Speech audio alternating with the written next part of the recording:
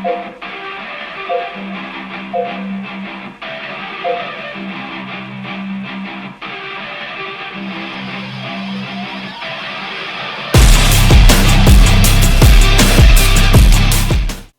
game that gets a ton of hate in this community is Simon's Quest. And that's not really a crazy development right there.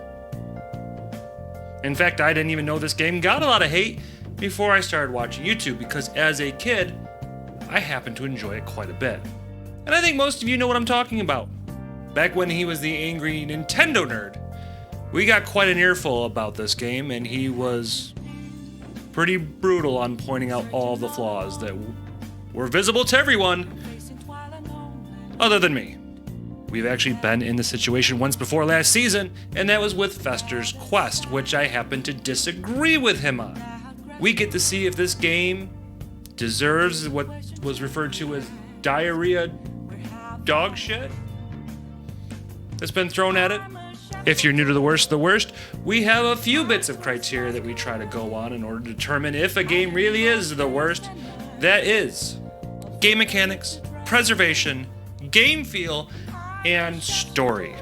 What we're doing is we're pitting 8 of my games every season to see which one I have in my collection was actually the worst. Season 1's winner was the infamous Alone in the Dark for the PS2. I still hate that game. So far in Season 2, the only game we've actually looked at is Blood Drive for the PS3. So we're going to see if this game can topple the catastrophic car combat game. I don't think I'm excited for this. Now, before we get into the actual criteria here, I just want to point out that this is the follow-up to the cult classic game that, frankly, I don't think anyone has that many bad things to say other than it's unbelievably hard. Simon's Quest tried to take that formula, add some new things, and we're going to see if it really holds up at all. Show no mercy.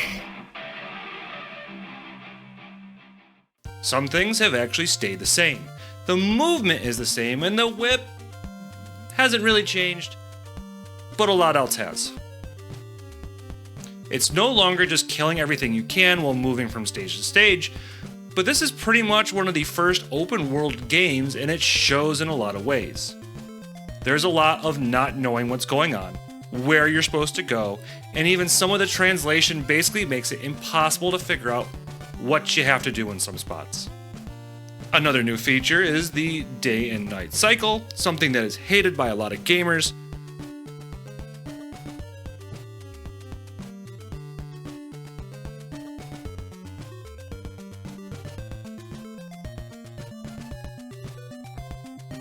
When it's nighttime, enemies get tougher while in the overworld, but in the different castles it doesn't seem to affect anything. Just like the first game, you would think getting hearts would get you life. It still doesn't. I still think that's stupid. So instead of getting hearts to replenish your health or making them used for sub-weapons in this game, they are a currency in order to buy objects you need from NPCs. This is not explained very well at all. The first big example is that you need an object to even start the first castle, and it's not really explained what you need, how to activate it, or what is even going on. Just like the first game, there is knockback when you get hit, and with how many pitfalls there are, it can be super frustrating for many gamers, including me currently.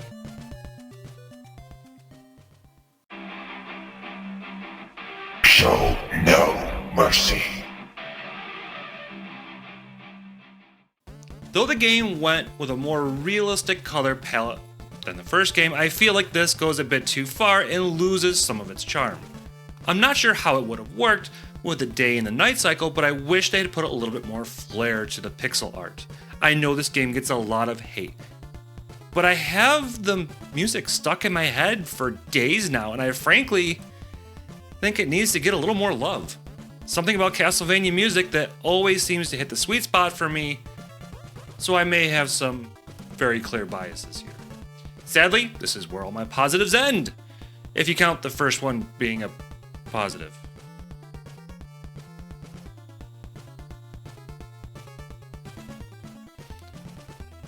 Guess it wasn't really a negative.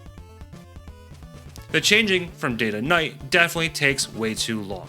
It's fine the first time, but when you're putting some time into the game, this is a massive issue. The translation of what the NPCs say is game breaking. Mostly because you need hints on what you need to do, and there is no way in hell you can understand from this nonsense.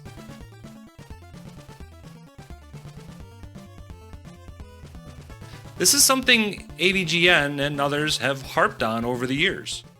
There are parts in the game that are definitely not self-explanatory and are too hard to figure out. Take this dead end, for example. Would you guess that you're supposed to pass through this wall? How? You have to kneel down by it for like 10 seconds. Now still, that's not enough to make it so cryptic and hidden that we can't figure it out. Oh, please give us more for our buck and make it harder so we can wander around the whole game and exhaust every possibility before we find out. Okay, guess what? You need to have a red crystal selected and be kneeling down and wait a little while before this magic tornado comes and takes you to the next part of the game.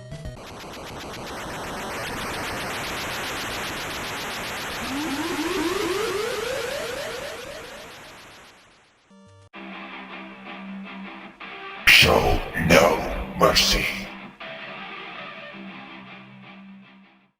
I didn't know this as a kid, but the game actually had a story to it, and one that makes a lot more sense on what you're doing in the game. You play as Simon. Big shocker there. And it's 7 years after we beat Dracula in the first game. He was told that he had been cursed, and the only way for him to get rid of it was to resurrect Dracula and seal him away. Now, this wasn't a guarantee to stop him forever, but it's the only way for him to survive because he will end up dying soon. Depending on how long it takes you to beat the game, you get a different ending. No idea how the hell you're supposed to beat this game in under 8 days. I've only beaten the game once, and that was with the updated version called Castlevania 2 Simon's Redaction. It fixes a lot of issues and actually changes a lot of the dialogue to actually be helpful.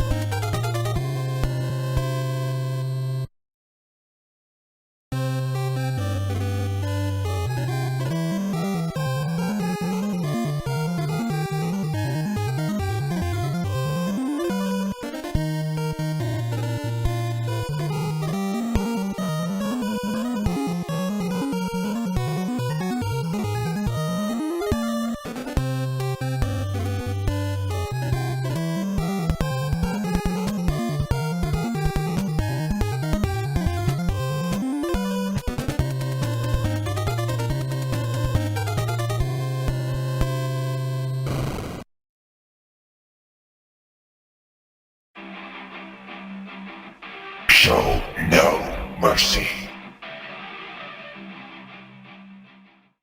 Yeah, I think this game feels fine. There's a level of weight when you're moving around, especially when jumping. I personally like this. I know that we have some games where you can change the direction of the jump midair, but you get used to it in here. It's fine. It's fine. This is a very early version of the action RPG genre, and it was really ahead of its time. There are some areas in which the game does fall short here, and it still comes down to those translations. You can get the items you need, if you just buy everything you can. You can get upgraded weapons that helps out when the nighttime comes since creatures are stronger then. But even if you manage to figure all this out and the dreaded kneeling debacle, there's something that just feels massively off in this game, and it's not really what happens, it's what doesn't. There are only 3 bosses in this game: Dracula, Camilla, and Death. There's something that's a massive step back from the original game. Not only in the first game did we get to fight Dracula, a second version of him, and 5 other bosses including a Frankenstein monster, giant bat, and Medusa. 3 bosses just doesn't cut it for me. Humiliation. Yeah, this game has a lot of decent ideas. But in the end, there was some very bad execution. As I was playing through this time, I didn't get as far as I would have liked because there was just a lot missing for me. Even though the original is harder, I feel like I would rather struggle through that instead of slogging through this knowing that yet again I will only be getting the bad ending. Is this as bad as everyone makes it out to be? Personally, I don't think so. But after all these years, can't really say I'm excited to pick up and play this game again, at least not anytime soon. Now, how does it stack up against the reigning champion this season? Hard to call it that because there's only one other game in the series, but I feel like I really have to give the win to Blood Drive.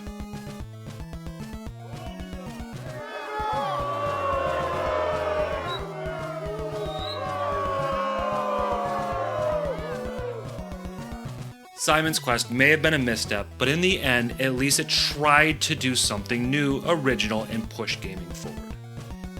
At least this game doesn't make me want to drive off a cliff, like the winner of Season 1 did, Alone in the Dark. Don't worry, I'm going to keep making these jokes.